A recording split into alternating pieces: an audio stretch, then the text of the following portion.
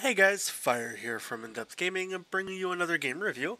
This time we're checking out Thunder Kid: Hunt for the Robot Emperor.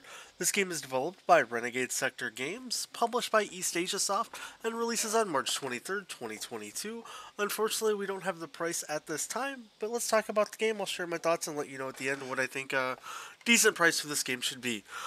First and foremost, this isn't a hard game to really get all the achievements in or anything. I'll show you here without spoiling anything. You only have to beat the first 3 levels in base, forests, and cliffs. Probably gonna take you about 15-20 minutes, let's be honest. But let's walk you through the gameplay. It's a kind of on a rail, not on a rail shooter that's played in a third person perspective. You basically just run trying to kill enemies and not lose your health. Your health bar is indicated in the top right. Once you take 4 hits, you will die. Pretty self-explanatory in that sense. And your goal is to get all the way throughout the level, from one end to the other without losing all your lives. You can hit things like checkpoints. You'll have opportunities to get additional health upgrades.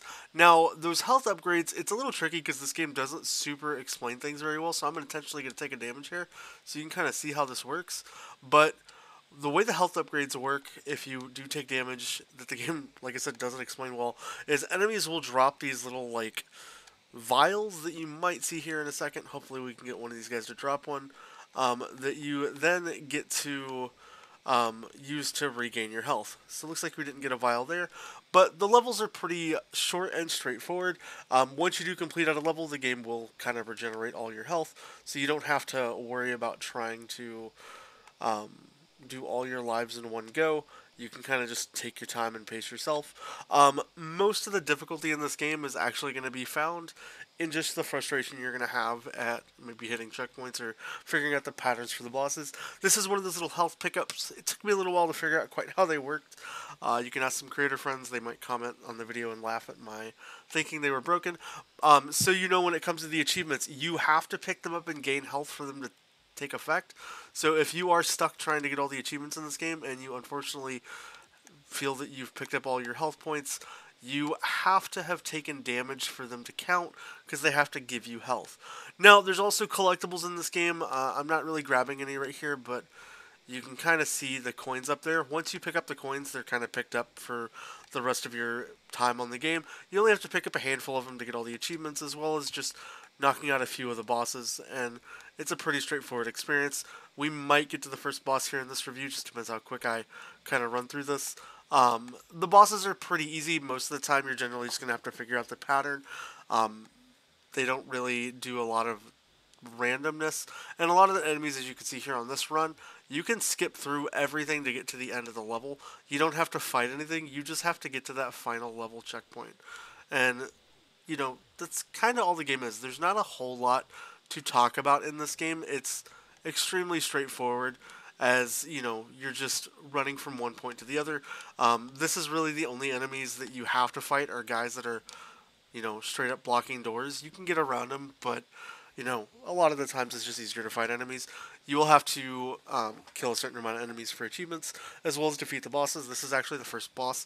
There's a little bit of a cheeky narrative story here, but there's not much there in regards. The bosses are, like I said, pretty straightforward. You just got to figure out their patterns. This guy likes to punch a fist and just shoot at you, and then he shoots kind of these little rocket things. Now, every level you can kind of redo. You're not kind of stuck in the sense of, man, I have to restart multiple chapters over and over again. So if you do struggle with killing any of the bosses or get stuck in anything in this game, know that it's not super impossible or hard to do.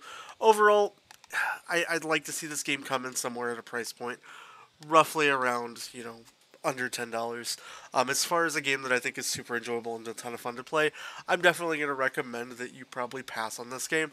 I don't really think it's a lot of fun. If you want a quick, easy, 1,000 gamer score that you can probably do in, like I said, 20-30 minutes, I don't really think an achievement guide's necessary for this game because everything is extremely straightforward. We'll do just a quick glance for those wondering.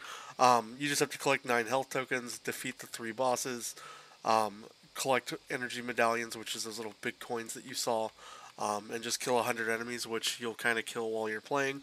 When you're moving in and around levels, you can just hit the X button, and that's pretty straightforward.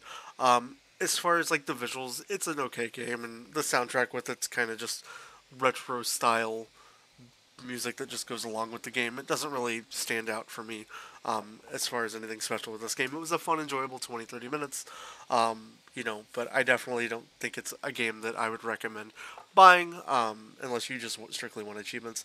Outside of that, if you get stuck on anything, have any questions for Thunder Kid Hunt for the Robot Emperor, please let me know down in the comments. If you haven't already, please consider subscribing to the channel. I hope you enjoyed this review, and we'll catch you next time.